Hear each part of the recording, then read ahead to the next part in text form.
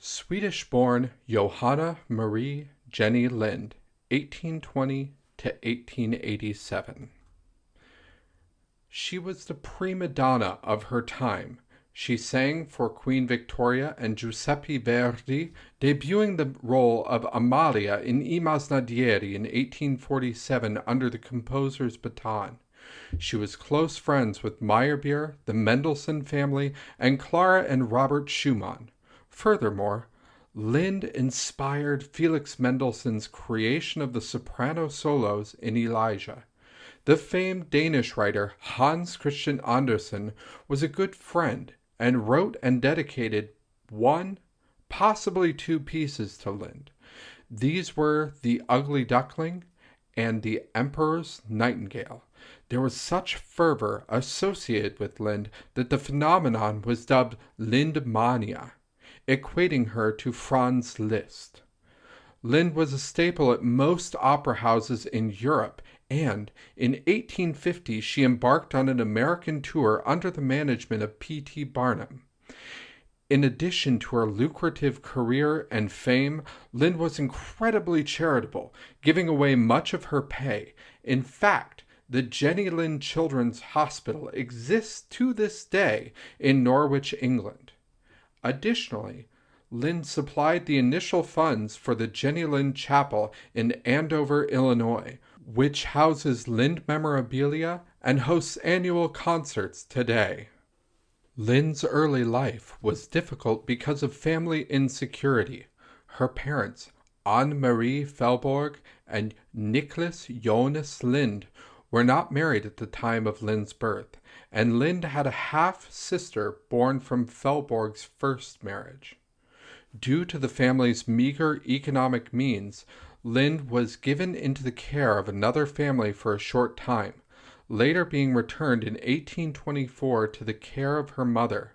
At this point, her grandmother developed as a major influence in her life, both spiritually and musically.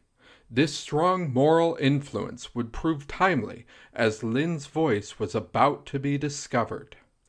At the age of 9, Lind's voice was discovered while she was singing at home, and after receiving an audition at the Swedish Royal Opera House, Lind was admitted and received a state-sponsored education, housing, and so on.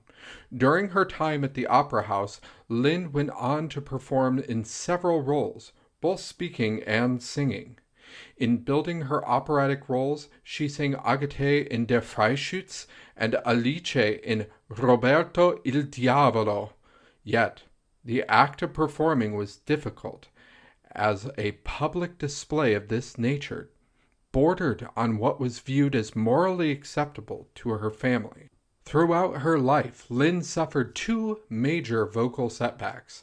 The first occurred when she was 12 years old and was caused by age and a lack of rest.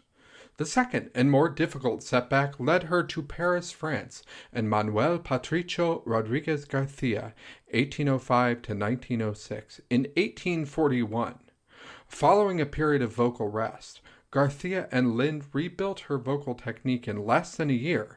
This rehabilitation led Lind to unparalleled success on the operatic stage.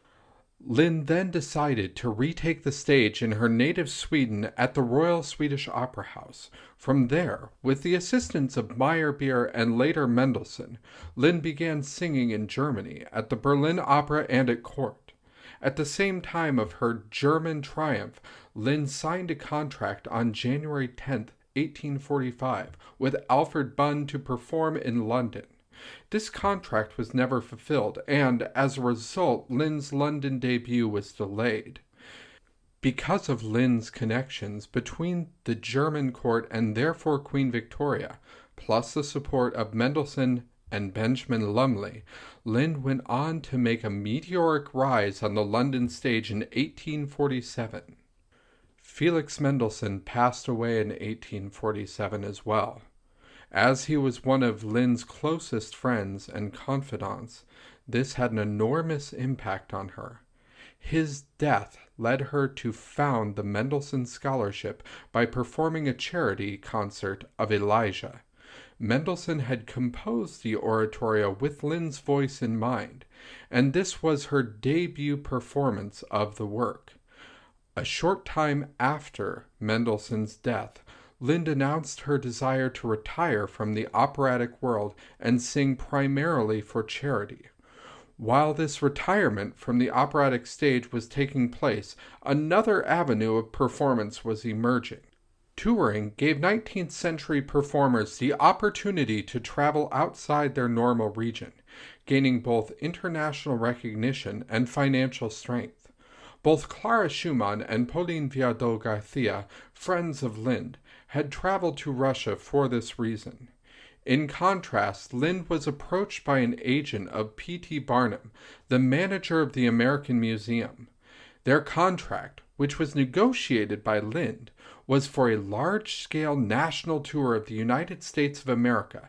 It would encompass every American region and major city and extend to Havana, Cuba.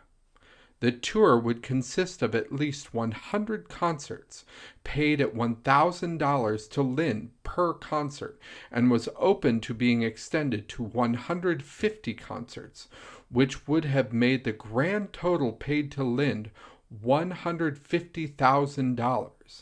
In addition to her own hefty contract, Lind negotiated for 2 male artists, a conductor and a baritone, who would tour with her. Barnum agreed to these terms and supplied further funds for an additional manager and maid for Lind's personal needs during the tour. The tour began with Lind's arrival in New York City on September 1st, 1850, with the first concert taking place on September 3rd.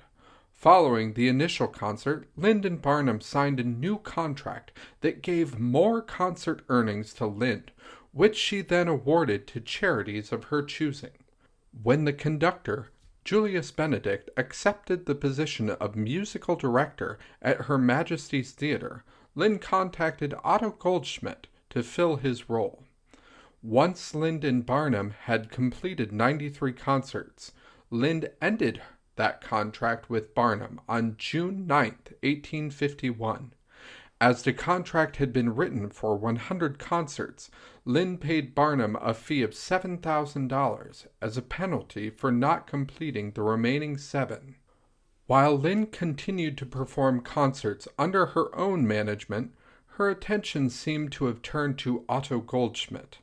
The two were married in Boston on February 5, 1852. In marrying Goldschmidt, Lind notes 2 complications that had to be overcome. First, marrying a man younger than I, and second, marrying a Jew. Goldschmidt had been baptized into the Christian tradition, and following the wedding, the newlyweds spent 3 months in Northampton, Massachusetts. Following the period there, Lind returned to the concert stage, beginning on May 6, 1852, after which she and Goldschmidt journeyed to New York City for their farewell concerts. The Goldschmidts departed the United States in June and sailed for Germany, where they would live till 1855, later moving to England. They had 1 child in Germany, Otto, 1853, and 2 in England, Jenny, 1857, and Ernest, 1861. Although having retired completely from the operatic stage in 1849, Lind would perform concerts on occasion. Performances included Paradise and the Peri by Robert Schumann, and a concert arranged by the first recipient of the Mendelssohn Scholarship, Arthur Sullivan. Notably, Lind assisted Goldschmidt in training his choir and debuting new works. In 1882, the Royal College of Music appointed Lind as a professor of singing. She passed away on November 2, 1887, at Malvern Hills. One of her final charitable acts was to leave a large sum to enable low-income students in Sweden to receive an education.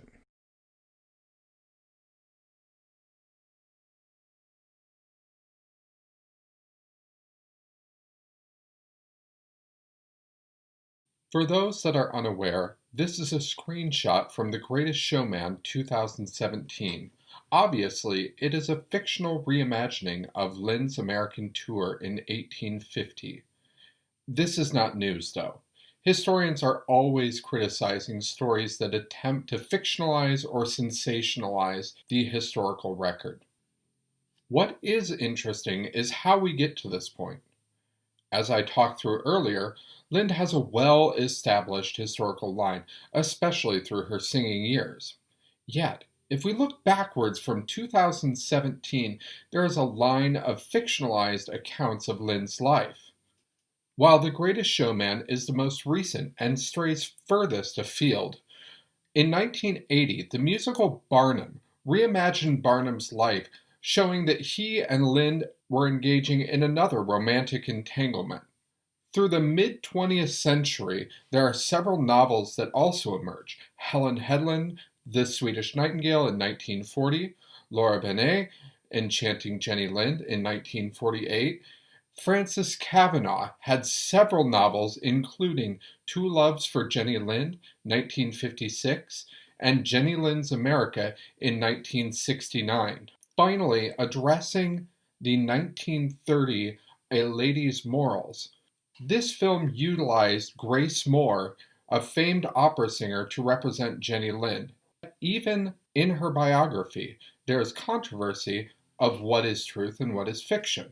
This can be looked at simply by her mother's name. I used Anne-Marie Felborg. However, the biography actually uses Anna Maria Felborg. This is a surface disagreement. However, one that is not is the fact that her biography was curated by the men who surround her, that being Holland and Rockstro, her biographers, and her husband Otto Goldschmidt. However, one of the first fictionalized realizations of Lind's biography, I believe, comes from author Margaret Fuller.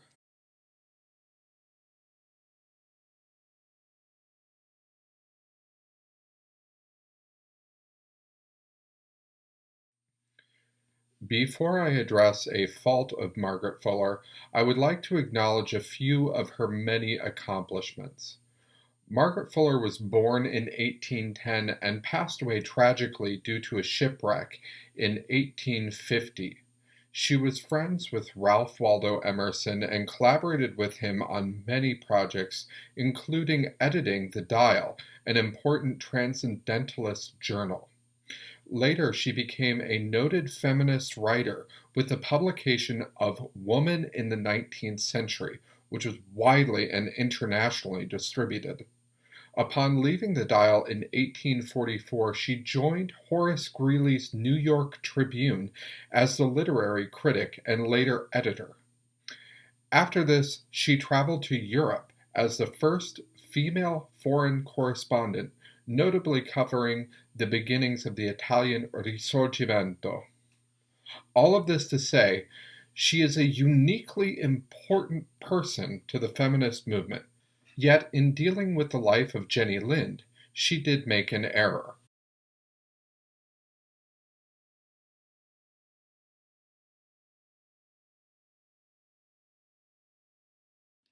On September 19, 1845, Margaret Fuller reviewed George Sand's series publication of Consuelo.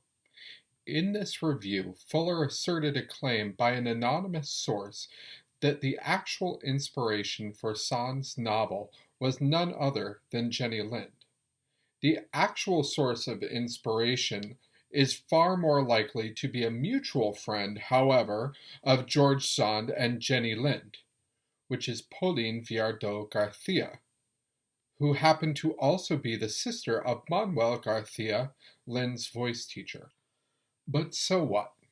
Well, Lind was the model of female virtue on stage during the Victorian era. In that era, upper and middle class roles were divided between genders, men being in the labor force and the public sphere, and women operating in the household and private sphere. So Lind walked a tightrope between the public sphere and the private sphere. Her balance of virtuosity and virtue wasn't an accident, it was a necessity of her life. So for Lind's life to be even construed as being imagined by such a person as George Sand would have proved difficult in the Victorian era.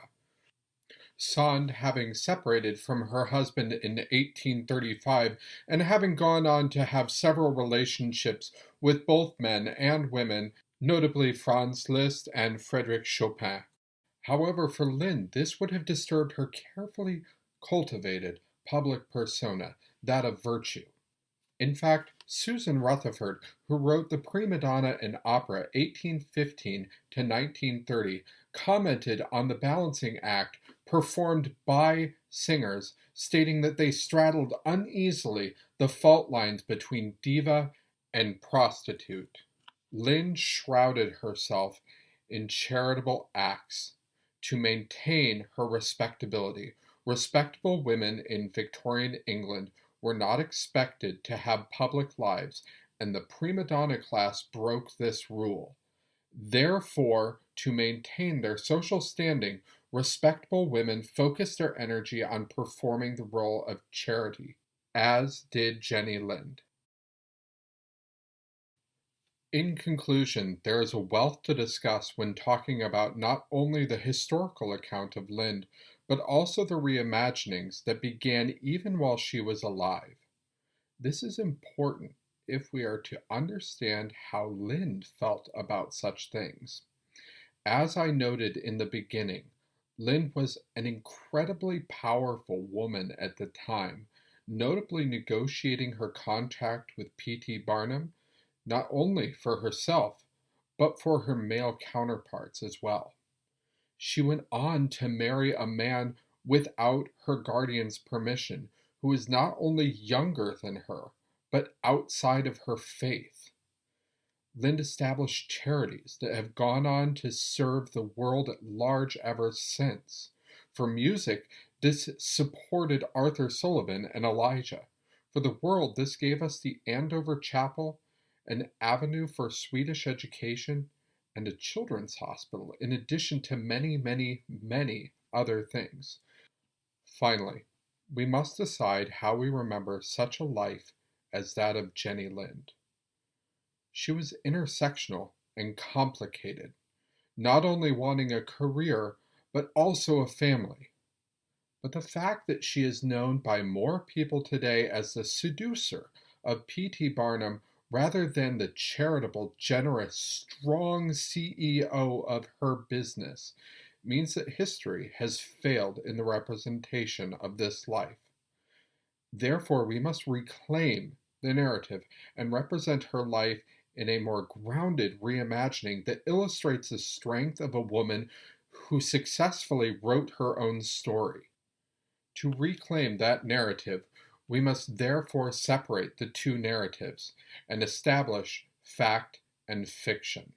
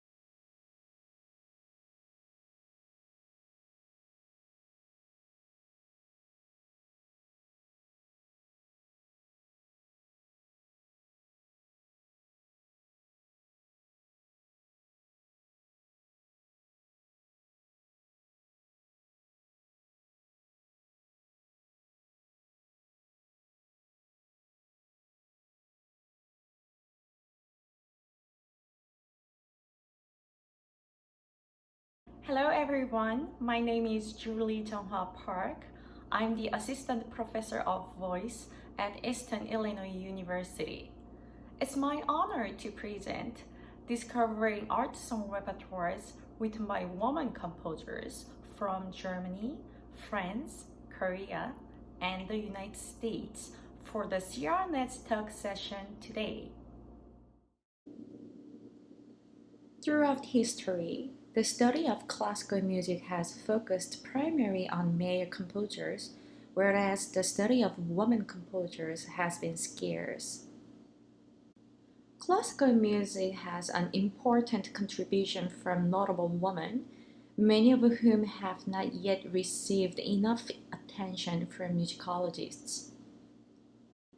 Because these composers have been understudied, their compositions remain hidden treasures of musical history. So today, I will present art song works by women composers that will be available for present-day singers. This presentation includes German composer Clara Schumann, a French composer Cécile Chaminade, a Korean composer Wonju Lee, and American composer Amy Beach's music. I will start with a German woman composer, Clara Schumann. Clara Schumann is remembered primarily as a concert pianist and the wife of composer Robert Schumann. It is often forgotten that she was also a composer of remarkable distinction. Clara was born in 1819. She is regarded as one of the most distinguished pianists of the Romantic era.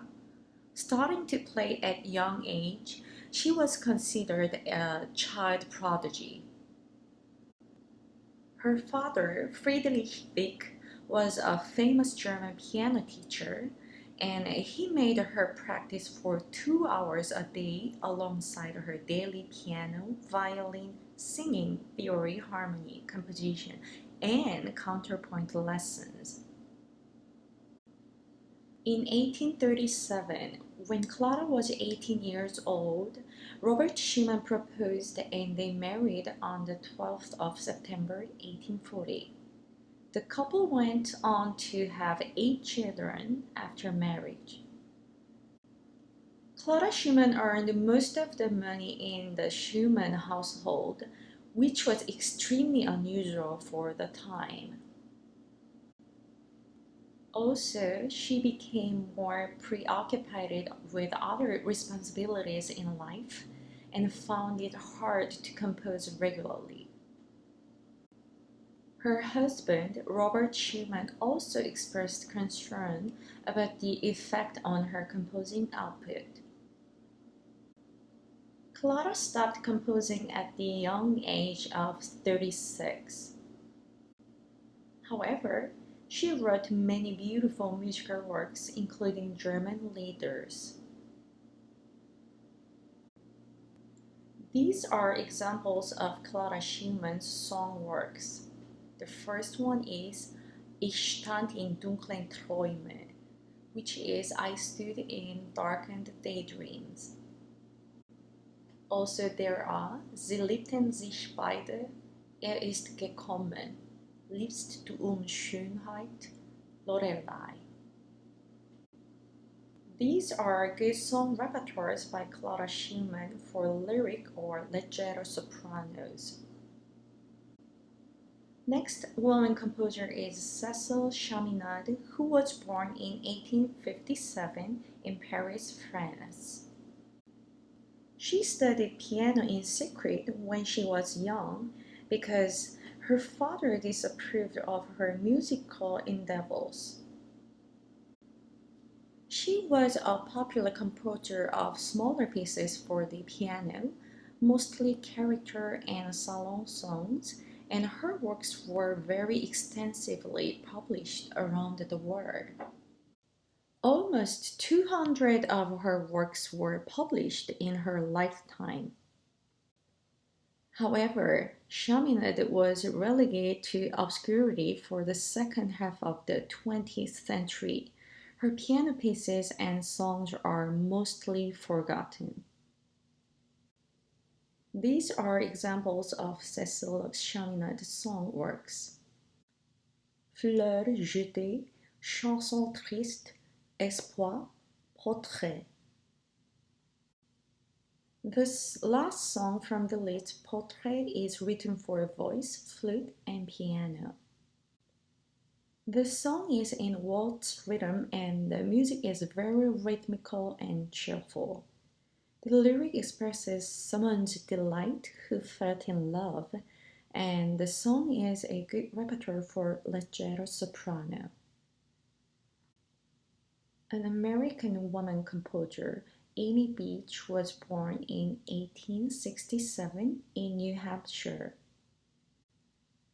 She was the first successful American female composer of large-scale art music. Her early education and musical career were shaped by her parents. Her mother was an amateur pianist and singer. During her childhood, Beach learned how to play piano from her mother, having been homeschooled until the age of 10. At the age of 16, she made her debut as a pianist in Boston, and she became well known as a highly gifted concert pianist. Her career as a concert pianist seemed promising in the beginning, but her musical activities became limited by her husband, Dr. Henry Beach, whom she married at the age of 18. Her husband was a physician and surgeon at a general hospital and one of the crucial members of elite Boston society. He limited Amy's activities outside the home, performance and the piano in particular, and encouraged her to pursue composition instead. So Beach became successful as a composer with the support of her husband and her mother. She composed about 200 works while she was married. However, after her husband's death in 1910, she began to rebuild her career as a pianist. She went to Europe and had performances in Europe. These are examples of Amy Beach's song works: Songs of the Sea, 3 Shakespeare songs, 3 Browning songs, and 2 Mother songs. The 3 Browning songs are the most well-known songs that often performed in recitals by singers. The last composer of today's presentation, Wonju Lee, is native Korean woman composer born in 1979. She studied composition at Hanyang University in Seoul, Korea. After she won one of the most important art song competitions in Korea, which is Seoul Art Song Competition, her songs became famous. She included distinctive Korean traditional rhythm and melodies in her songs. These are examples of Wonju Lee's song works: Yeon, May Arirang, The Loom Song, Under the Cherry Blossom Tree. Now, I will play 2 performance videos.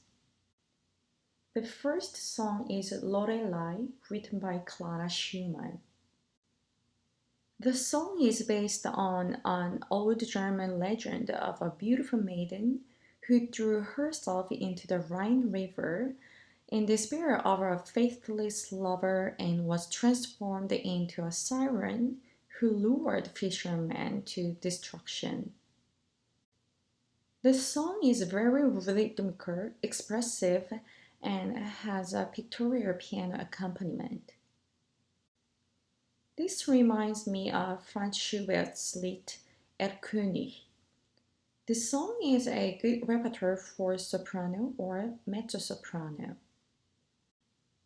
The second song is Yeon, which is Destiny in Korea, written by Korean woman composer Wonju Lee. The lyric tells us of the longing emotion of a beloved one. She knows he will not come back, but she is still missing him and waiting for him. The song includes dramatic lyrical color in singer's melody line and is a good repertoire for lyric soprano such as a Puccini singer. Let's watch the performance together and thank you for joining the Discovering Artist Song Repertoires written by woman composers from Germany, France, Korea, and the United States session today.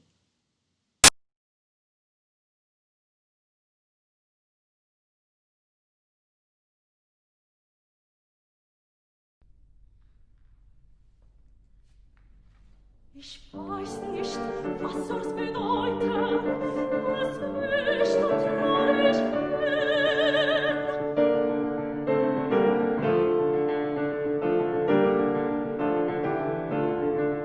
Ein Märchen aus alten Zeiten, das kommt mir nicht aus dem Sinn.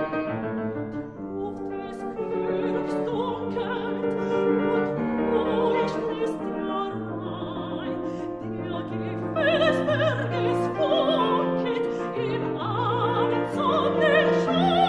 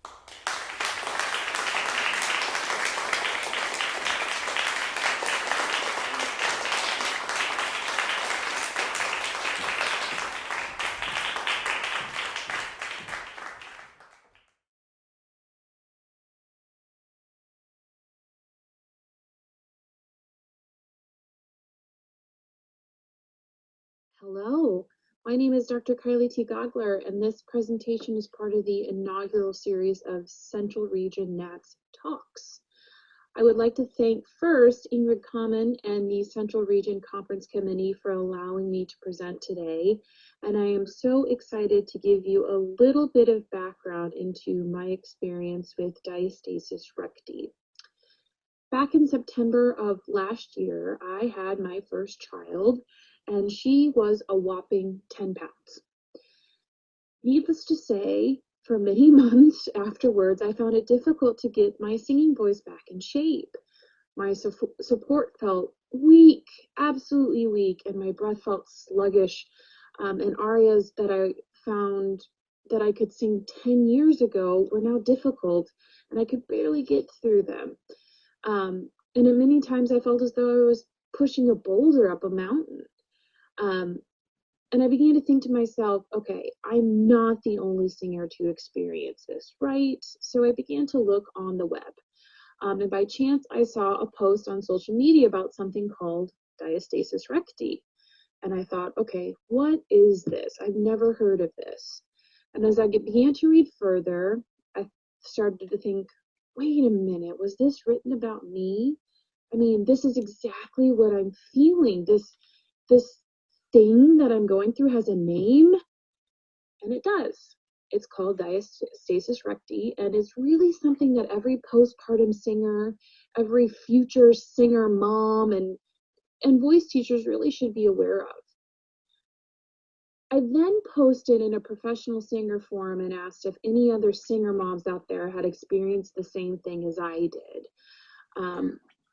Where they're having similar experiences with getting their voice back in shape post baby. And I got so many responses. Some women, sent me direct messages, and they were saying that they had children 20 years ago and they were still suffering from some untreated symptoms of Diastasis Recti. And they felt like their voice never really got back in shape after having a baby. And I thought, is this going to be the next 20, 30 years of my singing life? No, it cannot be. So I, of course, as someone who loves research, I thought, okay, let's start diving into this and seeing what's out there. And shockingly, there's not a lot of information on this subject, both in the medical field and also in the singing field. So what exactly is Diastasis Recti? Well, in one of the medical journals I was researching, I found a very concise definition. Quote, Diastasis Recti is a condition in which both rectus abdominis muscles disintegrate to the sides, or ipsilaterally, this being accompanied by the extension of the linea alba and bulging of the abdominal wall. This is most common in the female population during pregnancy and in the postpartum period, end quote. So basically, by the third trimester, the growing uterus causes a chain of reaction of sorts. First of all, it changes the shape of the abdomen, thus resulting in a protruding abdomen, or a protruding belly, I should say. This causes the position of the lumbar spine to adjust. And a lot of women will experience lower back pain because of this exact instance during the third trimester. So this adjustment of the lumbar spine causes a gap between the attachment of the abdominal muscles, so the attachment in the center of the abdominal muscles, where this linea alba, this fibrous material exists. So as a result of all of this chain reaction going on, there's a weakening of the strength in the rectus abdominis muscles caused by the elongation to the sides of the rectus abdominis muscles, causing this linea alba, or connective tissue, to stretch and become flaccid. Which to me, as a singer, this sounded like disaster. You're telling me that my abdominis muscles are widening to the sides? for as long as I can remember, my voice teachers have always talked about the rectus abdominis muscles, and it's important in breathing and support. But now these muscles are not only weakening, but they've widened to the sides. What do I do? I wanted to give you a visual as to what happens during diastasis recti. On the left, we have a normal abdomen, and I can only assume that this is an abdomen of a person who has never carried a child. So highlighted in pink are the rectus abdominis muscles. You can see them right along the center there. They are the six-pack ab muscles. And then to the sides, on either side of the rectus abdominis muscles, we see the transverse abdominis and the obliques. And then right around the umbilicus or the belly button, you can see this kind of white sheath or connective tissue. That is the linea alba. And then in the when we have diastasis recti, you can see in the image on the right, the rectus abdominis muscles have disintegrated to the sides, but it's widest around the umbilicus or the belly button, which I thought was quite telling. And I wanted to explore this linea alba connective tissue and see if there was any data as to how wide that gap may be. And I found some really interesting results. In this chart, I've collected data from various medical studies in which the width of the linea alba was observed in nulliparous and primiparous women. So nulliparous means women who have never had children, and primiparous or primiparous women are first-time moms. And they collected data at 3 different points along the linea alba, namely at 2 centimeters below the umbilicus or the belly button, 2 centimeters above the umbilicus, and 5 centimeters above the umbilicus, getting up towards the xiphoid process. And they did this at a couple different stages. So they did this during the 3rd trimester, and then throughout the postpartum period up to 6 months. And the data that was recorded was from 20% of the women studied and from 80% of the women studied. So in nulliparous women, the average length of the linea alba at, let's say, right at the belly button is going to be anywhere from 15 to 22 millimeters wide. Now, just for comparison's sake, the length of the vocal folds in an adult female are on average about 15 millimeters long. So if you were to take the vocal folds in an adult female, turn them 90 degrees, that would be roughly the length of the linea alba in a nulliparous woman. So this is where the data becomes very, very interesting. In the 3rd trimester, 20% of women saw the length of the width of the linea alba grow up to 49 to 54 millimeters. So for 20% of women, they saw an increase of 3 times their original amount. And then in women who, in 80% of women at 35 to 41 weeks, they saw a growth from 79 to 86 millimeters wide. So that's over 5 times wider in women at 2 centimeters below the umbilicus, which I thought was absolutely fascinating. Imagine your vocal folds widening 3 to 5 times. That is what is happening to your connective tissue between your rectus abdominis muscles. And as you can see, by 6 months, the diastasis had drastically healed. Never fully healing. It's never going to be where it was before baby, but it can be drastically improved. So in just a matter of 6 months, 20% and 80% of the women studied were able to close the gap, so to speak, which I just found these numbers quite interesting and thought they would just really show how wide this diastasis can be, and especially for singers, what we might want to look out for in the third trimester and postpartum as we try to get our singing voices back into shape. There are some symptoms of diastasis recti of which to be aware. The most obvious being the bulging of the stomach, which can also be referred to as mom pooch or mummy tummy. And basically what is happening when the rectus abdominal muscles elongate or split to the sides and the linea alba stretches, it causes a bulging of that abdominal wall. So women may still look like they're somewhat pregnant. They're not going to look like they're full term, but they're going to have a little bit of a tummy, even though they're in their postpartum stage. And then this will kind of cause a chain reaction of other symptoms. Some people might experience pelvic and or abdominal instability, which then will result in lower back and or pelvic pain, because those muscles in your lower back and your pelvis are compensating for the lack of support that they're used to receiving from your abdominals.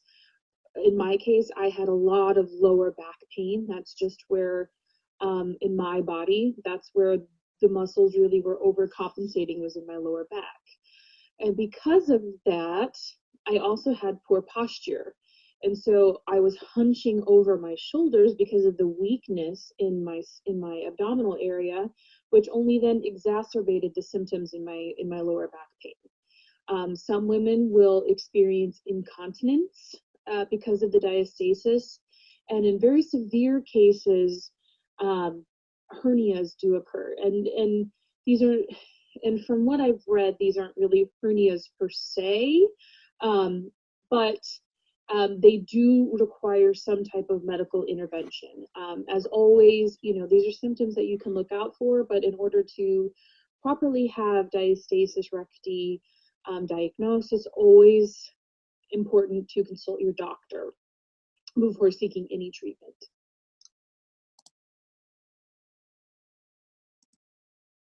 One way to self-diagnose diastasis recti is shown in the figure on the left here.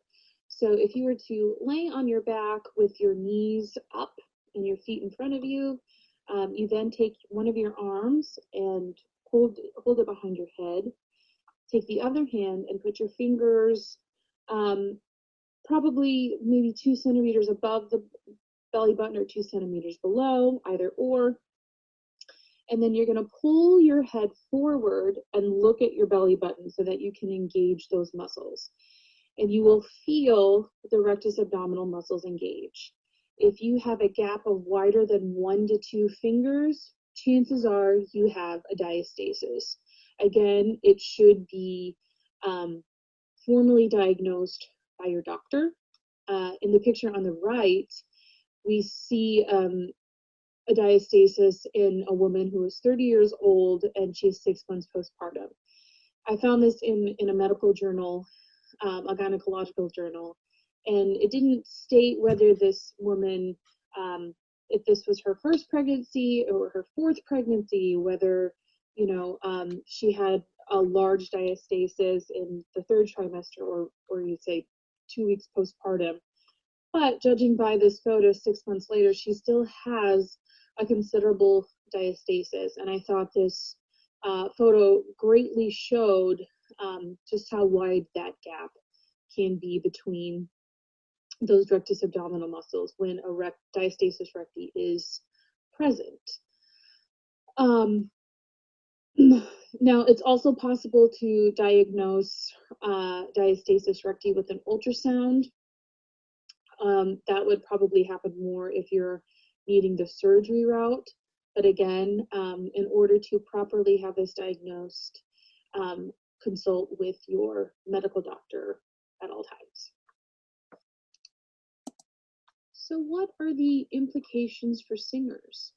Well, really, they are limitless, but first and foremost, appoggio is going to be greatly affected.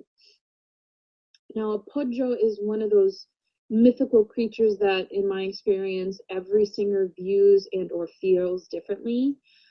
In my view, I view appoggio as a stability or balance amongst the abdominal muscles, namely the rectus abdominis, the transverse abdominis, the intercostals, the obliques, and the diaphragm. So the balance or stability of those muscles during inhalation, and then the coordination of those muscles during exhalation and phonation. So really we're talking about support and breathing and how all these elements combine into appoggio. So if the rectus abdominis muscles are separated due to diastasis recti, it will be difficult to feel that low expansion that so many teachers preach while inhaling. And then keeping that muscle engaged throughout a phrase will be incredibly difficult. And because of that, as a result, increased subglottal pressure will occur, and the voice might feel a little bit sluggish or heavy. So again, this is another chain reaction of sorts that can happen. At least that is what I felt in my experience. It may be different for different women, but for me, that was the process that happened, and what I experienced with my diastasis. Currently, I'm at the point in my research where I'm asking the question of, okay, well, what do we do now? And really, more research is needed, not only to study diastasis recti, but also in ways to combat it. And I say this both of the medical field and of the vocal pedagogy world. Medically, this phenomenon has really only garnered interest within the last 1 or 2 decades. And there's relatively little information in the vocal pedagogy world as well. And in trying to think of ways to combat it, in one of the medical journals I read, I found a quote that was somewhat disheartening for singers. It said, quote, "Female patients are advised to avoid exercises which cause bulging of the abdominal wall. Any exercises engaging the rectus abdominis muscles are forbidden," end quote. So basically what I get from that is that the way that the bel canto style of singing deals with appoggio could reinforce the diastasis. And if you're someone who is postpartum and you're wanting to get back in shape and work on your belly area, exercises like sit-ups or crunches do not help diastasis. They can only make it worse and possibly widen the gap even farther. So it's really, really a scary thing for female singers. I started, looking at physical trainers online who have dealt with diastasis recti, and there's a lot of talk about core strengthening and strengthening in the pelvic floor. But to me, I hear those terms and it's kind of like appoggio. I think I know what it means. I think I have a grasp, but do I really? And that's my big question mark. And so I decided to look up, okay, what muscles exactly are part of the pelvic floor? So if I wanted to strengthen my pelvic floor, we're talking about muscles like the psoas major, the iliacus, and the iliopsoas. But then that begs the question, can I even voluntarily isolate those muscles? If so, how do I do that? If it's not possible, how do I go about strengthening those muscles? So these are just a whole bunch of questions that I have. And I did happen to find online an app called Every Mother, and it's focused on women who do have diastasis recti and want to work on closing the gap. Now, I should say that I am a subscriber to this service. I pay for it. I do not receive any type of compensation or anything from them. I am just a fan of their app. And particularly what they do is they focus on core exercises that draw in And a lot of it deals with reworking the diastasis during exhalation. So she says a lot during exhalation, that's where you're going to feel the exertion, which is very interesting. And I definitely noticed a change over the summer when I began working with this app. I could definitely feel my diastasis get a little bit better as I worked on it. Of course, it takes time and a lot of dedicated activity. So it's not something that's going to happen overnight. Similarly, I found a fitness expert and Diastasis Recti expert in Utah who is really interested in working with singers. So she and I are going to develop not only physical exercises for singers that we can work on in our own postpartum phase, but also vocal exercises that will help as well. So, you know, exercises that may work more of the transverse abdominals or the intercostals or the obliques, and seeing if that's even possible, and then applying that to the voice studio. Obviously, this is the very early stages of my research. I only have really been developing this idea within the last 2.5 months. So this is a very new concept. And I'm really excited that I even had the opportunity to speak about it. But I wanted to give you an idea where my ideas are coming from and where I hopefully aim to, where I hopefully intend to aim my research. Thank you so much for listening to this presentation. I'm very, very grateful that I had the opportunity to speak about my experience with Diastasis Recti. And again, I would like to thank the conference committee for allowing me to present. If you are interested in being part of a study at some point, or you would like to know more about Diastasis Recti, or you have a personal experience with Diastasis Recti, please feel free to contact me. I'm always excited to talk to people about it. On the following slide, I have a working bibliography for those of you who might be interested in reading up some more. But I hope that you enjoy the rest of the virtual conference, and to all the singers who are competing this weekend, toi, toi, toi.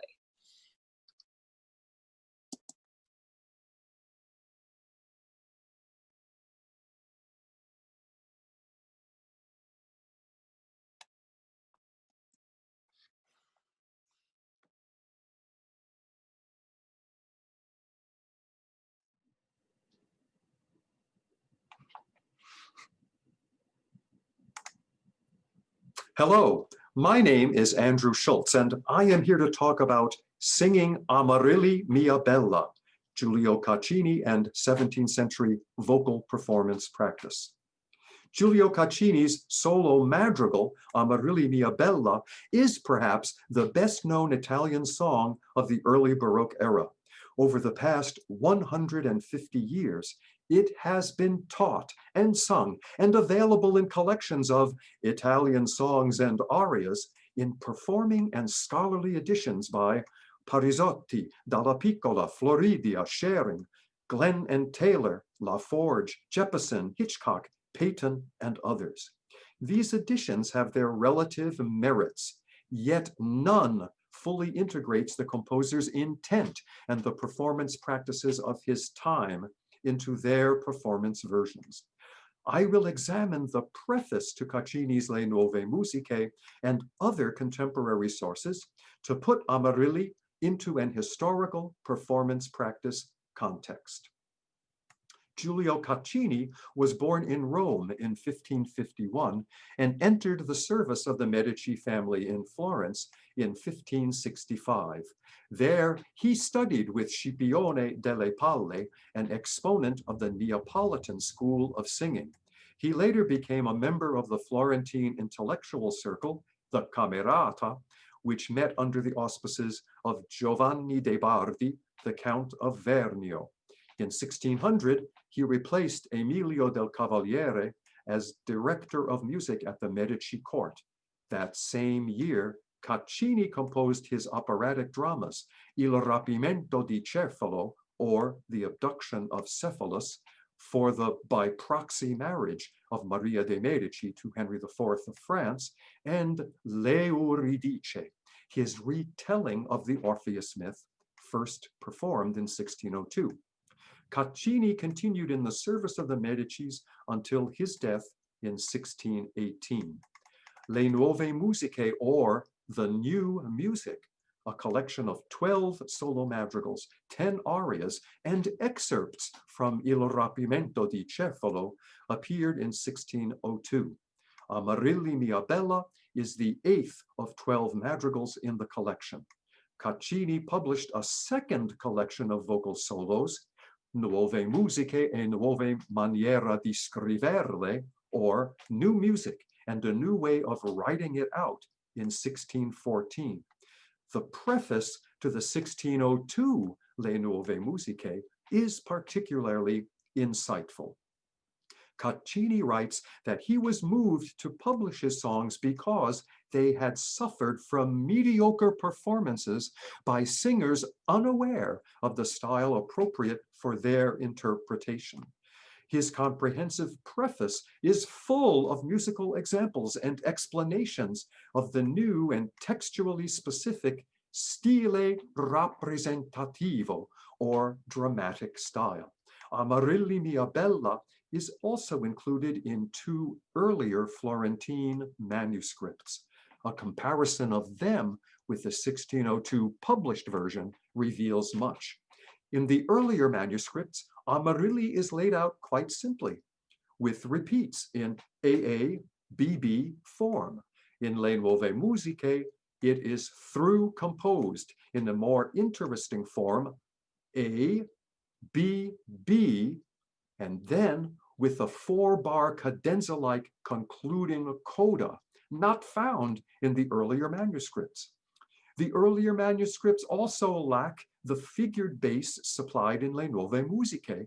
Instead, they provide a Renaissance-style accompaniment notated in lute tabulature. We singers and scholars who are concerned with historically informed performance practice must balance the composer's intent with the musical practices that prevailed in the composer's musical culture.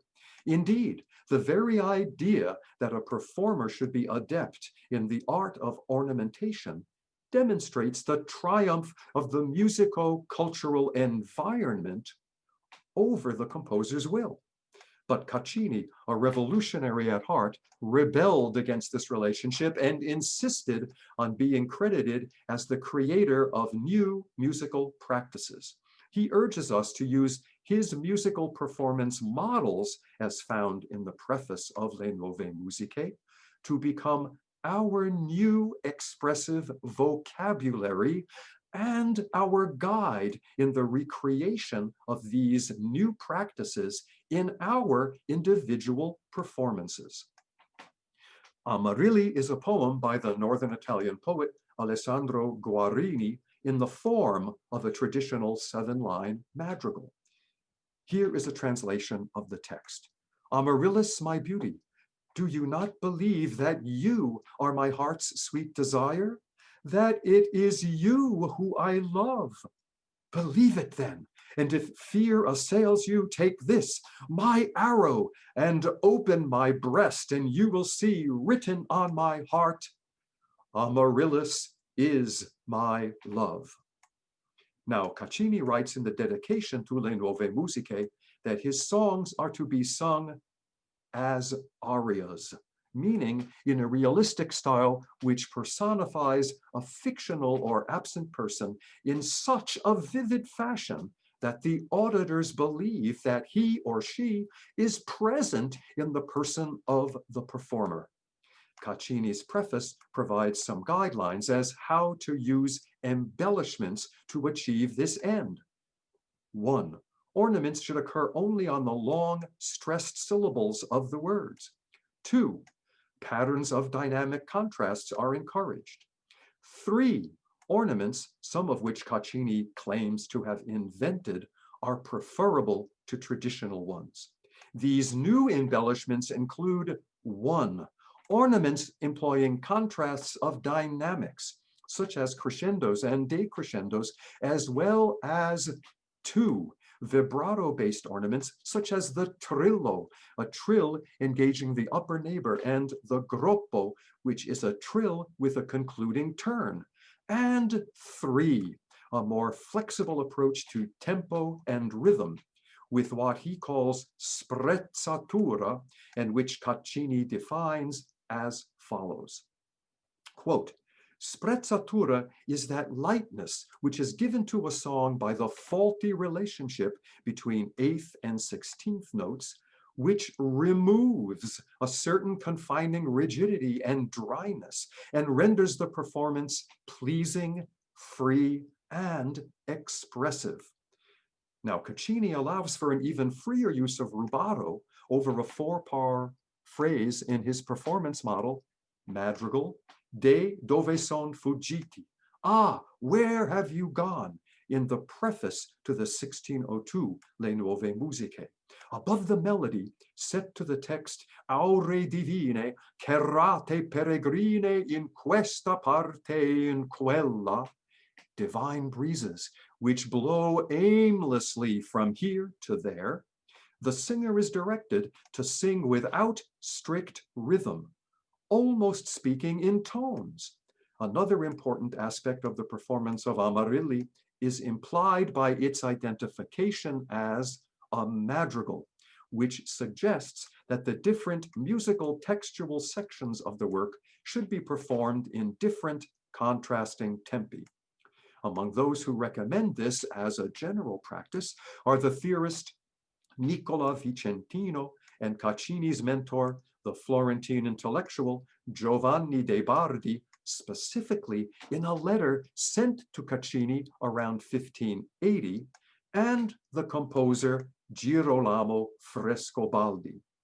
In the preface to his collection of keyboard toccate e partite, published in 1614, Frescobaldi states, quote, "The manner of playing these toccatas and variations is just like the way we perform madrigals.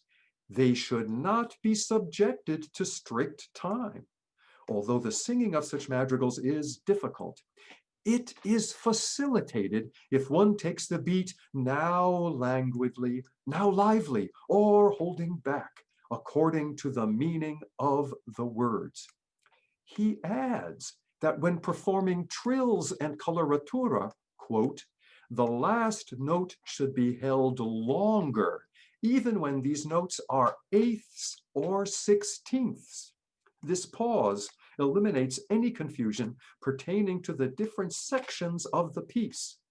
As the performer approaches the end of a passage of coloratura, he must slow up the tempo," end quote. Caccini is particularly harsh on those singers who employ formulaic patterns of added ornamental coloratura known as passaggi indiscriminately. This 16th century practice involves the replacement of slower moving notes with patterns of faster ones. Here is an example of passaggi for the superior's part of the 1547 madrigal Ancor che col partire by Cipriano de Rore, found in Giovanni Battista Bovicelli's 1594 Regole, Passaggi di Musica, rules concerning musical passage work. The text of my example is to the words "of the life." So first, here is the original melody by De Rore. Della vita. Here is that melody ornamented with coloratura. Della vita. Now, Caccini qualified passage pattern making as old-fashioned and better suited to string or wind instruments than to voices. Furthermore, he felt that passaggi often blurred the enunciation of the text, merely titillated the ear, and did not engage the mind of the listener. Worse yet, the singers would often sing these patterns on unimportant words, such as in the example I sang, which spends most of the time vocalizing on the word la, which is the word the in Italian. As an alternative to traditional passaggi, Caccini has written out other figures of embellishments he calls giri, or turns. Another approved ornament is the cascata, or fall, a descending ornament in simple or double versions. Let me sing some of these cascatas for you. Here is the melody that will be ornamented. Da, da, da, da, da, da, da. Here it is ornamented with a single fall. Da, da, da, da, da, da, da, da. And here ornamented with a fall with a catch breath. Da, da, da, da, da, da, da, da, da.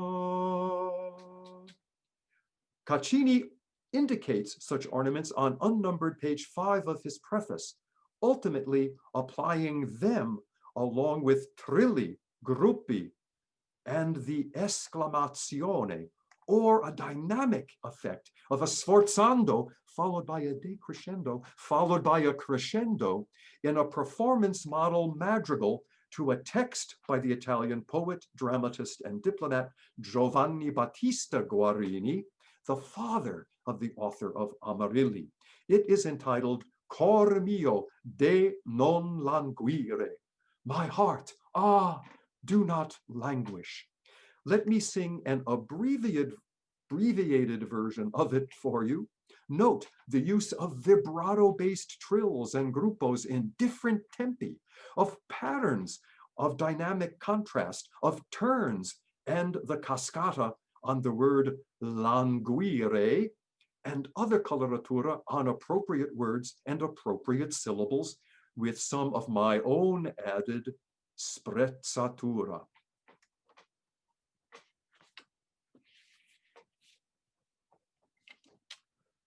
Cor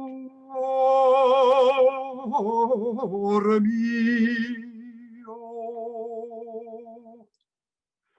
de non languire.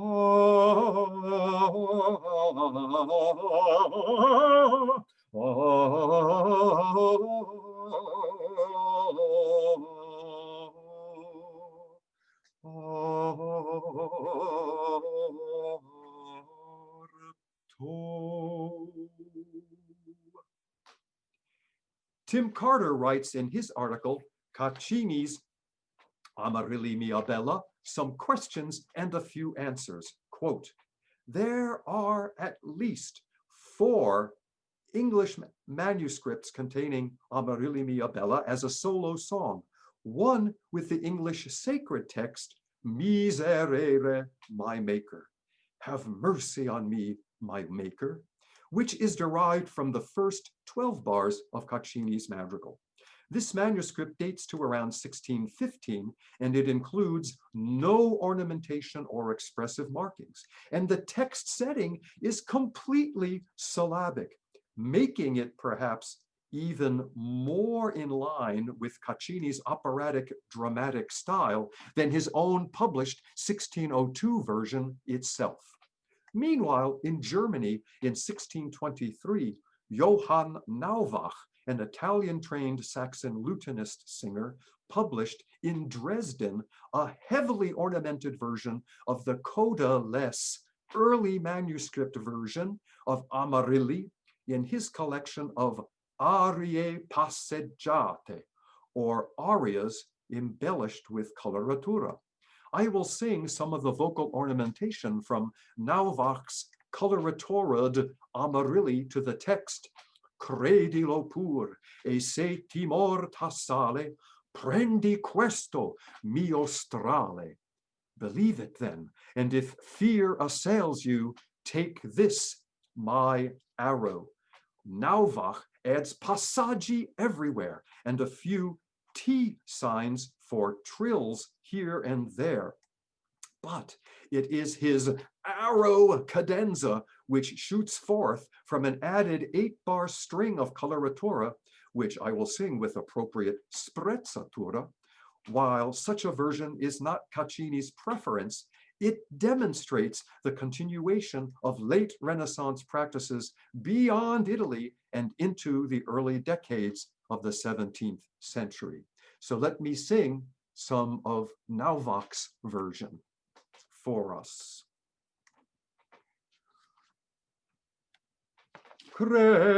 Credilo pur, e se timor t'assale, prendi questo mio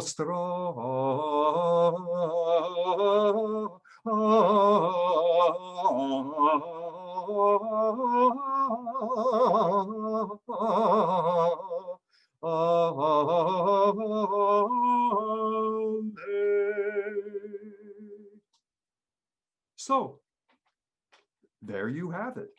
It is now up to you to sing Amarilli for yourself. You have several historical performance practice approaches to choose from.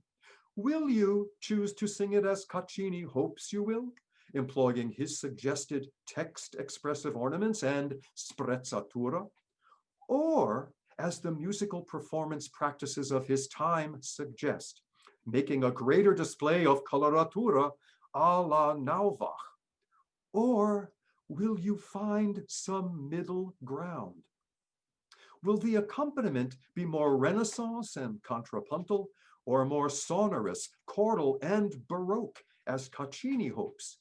You may want to consult the preface to Le Nuove Musiche in the original Italian and in the contemporary 17th century English translation found in John Playford's 1654 edition of An Introduction to the Skill of Music. Both of these volumes are available online at IMSLP. Thank you for your kind attention.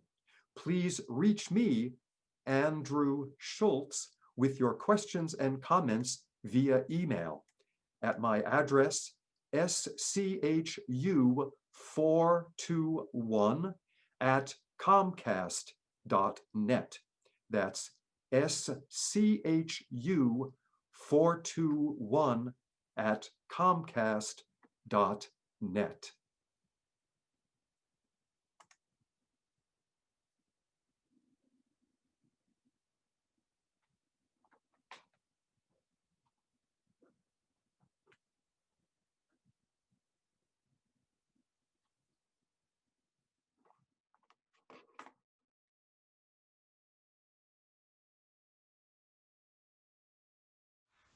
Hey everyone, my name is Laurie Lewis-Fritz, and it is an absolute honor for me to be presenting to you today on the topic of music theater. Just a little bit about me. I teach music full-time at Lincoln Land Community College in Springfield, Illinois. I teach voice, piano, I direct the choir, I teach music history, music in America, all kinds of different things there. And in the summers, I generally serve as a music director at professional theaters. Most recently, that was at the Clinton Area Showboat Theater in Clinton, Iowa. So music theater is near and dear to my heart. I love talking about it. And it's my hope that the information in this presentation will help you not just with music theater, but also with classical music. So we're going to get started here. Something wonderful, enhancing the performance of musical theater songs through analysis. So what do we mean when we talk about analysis? There are all kinds of different ways to come at a musical theater song, and really any song.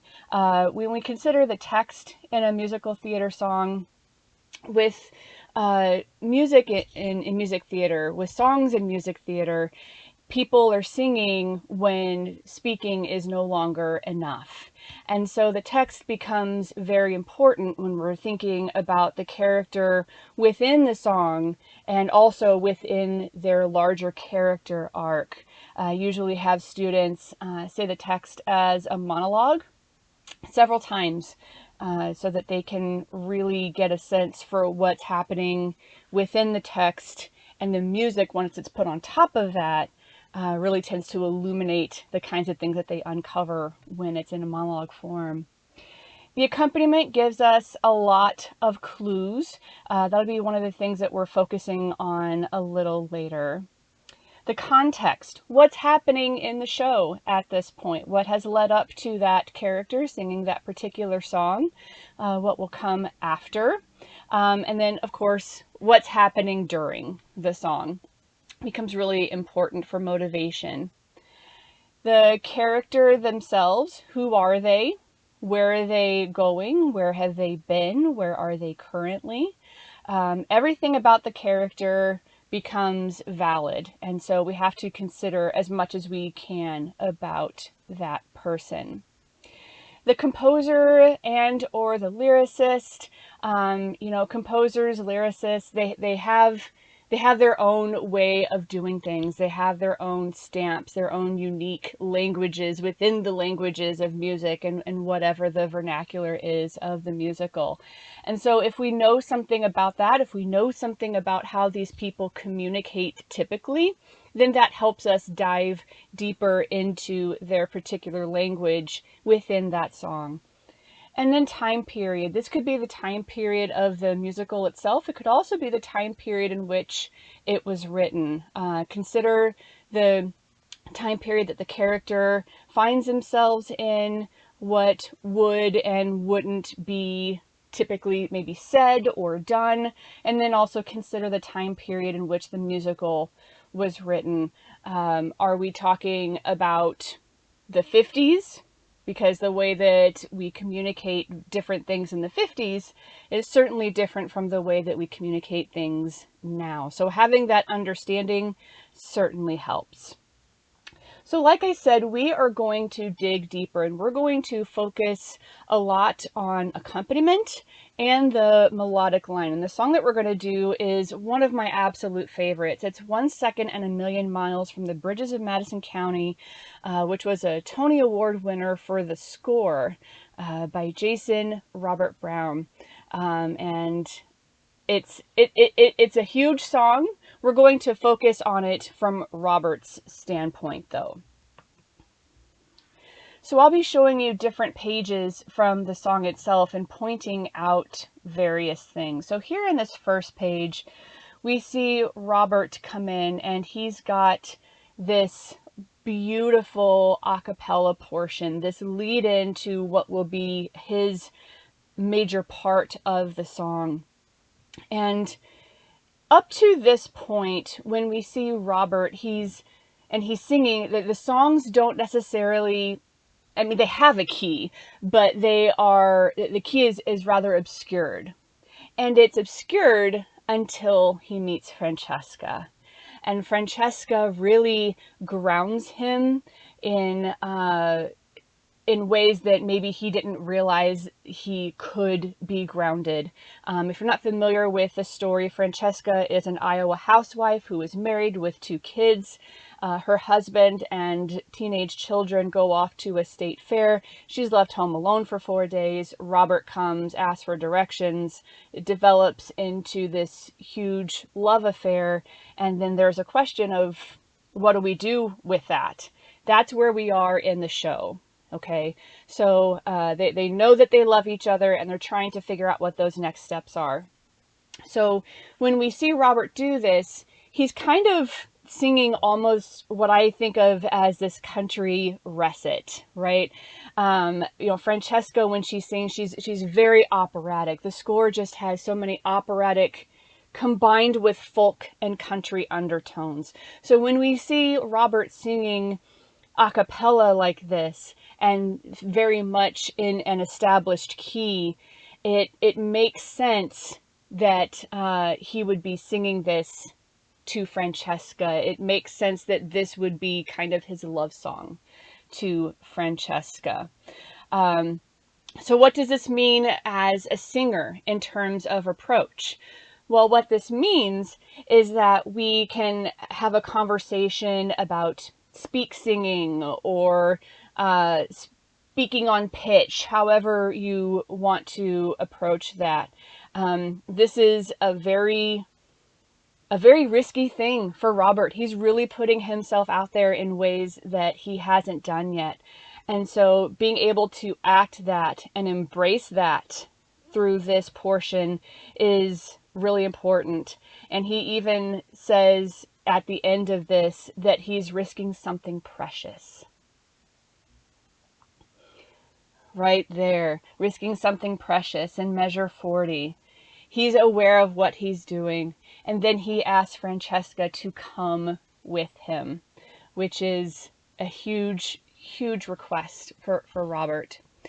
Now, what we see in measure 43 is this figure, this accompanying figure that's very, like it says, strong and insistent. It's very repetitive. Here's how it sounds.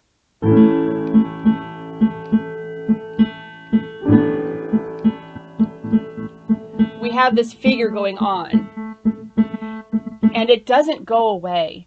It lends to that insistence. It lends to the tension of the moment. We could also think of it as Robert's heartbeat, right? His quickening heartbeat, because he knows what he's asking, and he knows how vulnerable he's making himself. So when Robert comes back in at the bottom of this page, we see someone who's aware of what he's doing and is approaching it. I've used the word vulnerability already, but it's just so important that we see how open he's being, and that openness, that groundedness, that insistence, all of those things can inform how the singer approaches this. That openness especially becomes really important. That idea of laying it all on the line, and the energy that's bubbling inside him. We can translate that to good vocal energy, right?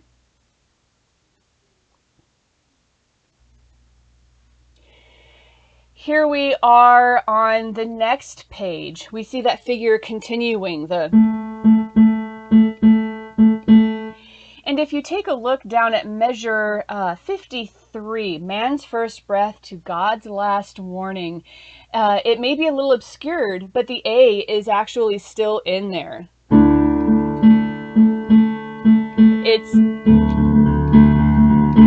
It's still in there, right? We've still got that feeling of insistence, okay?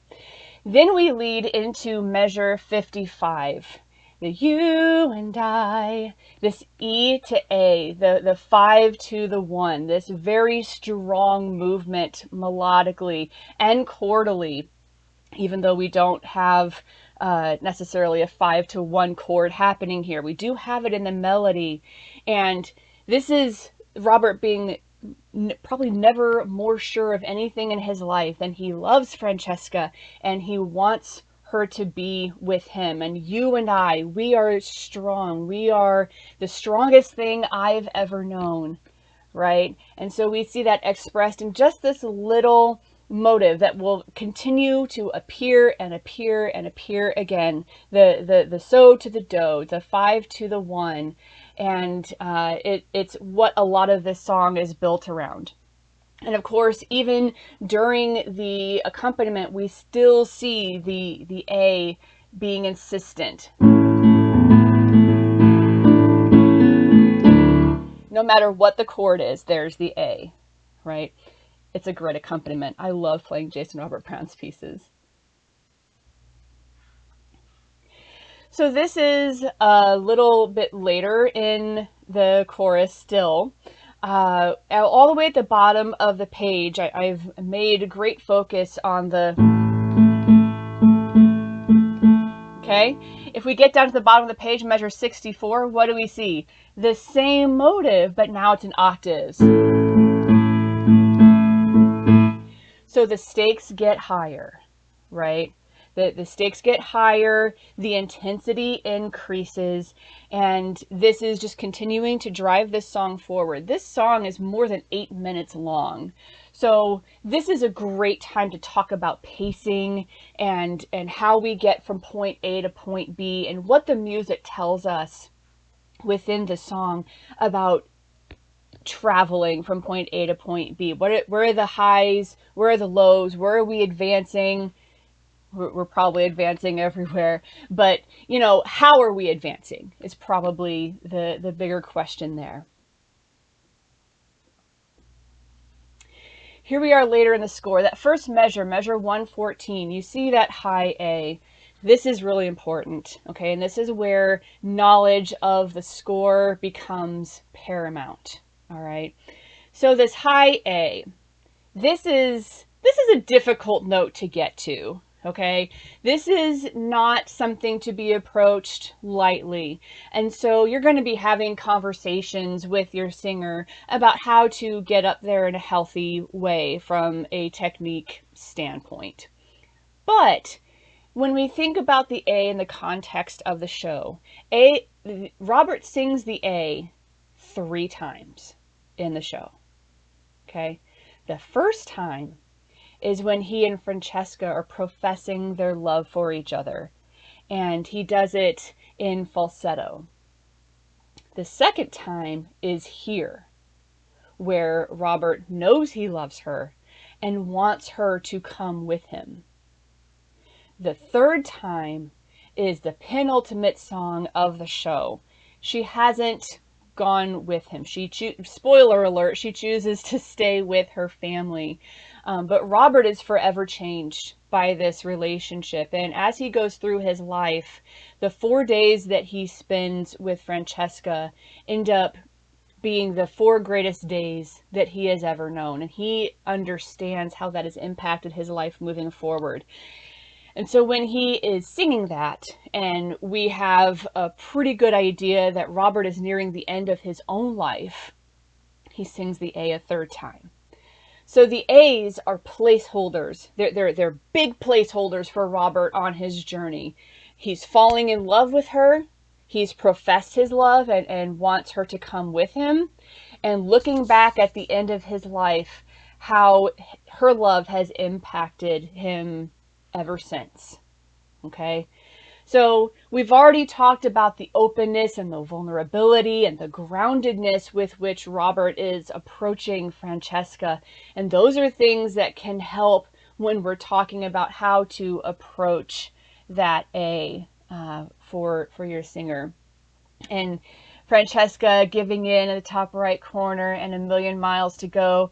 Robert feels like he's won. He's got her. He's gonna leave with her. And we see the fortissimo. All my life I have been falling.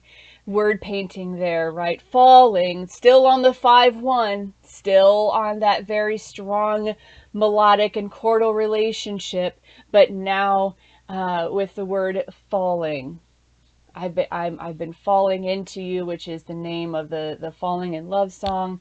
And now here we are, right? So there's a lot to unpack here. There's always a lot to unpack in a musical theater song. But when we dig into the details and we really take a look at what the music is telling us, that, you know, the characters know how they want to communicate. Characters know what they want to say and how they want to say it. And so if we understand the clues that the music is giving us and we apply that to everything we know about technique, then that just makes the performance fuller and deeper. And you know what? There's always more to find, which is the fascinating thing about it. Let's talk more, part of the crNATS talk. So let's talk more. This is my email address and my office phone number. I am always willing to go on a deep dive with you into whatever musical theater song you are looking at, or even an art song or an aria. You know, these techniques apply to poetry and opera as well. Thank you so much for having me. It's been a blast putting this together, and I hope that you enjoy the rest of the conference. Have a great day, everyone. Take care.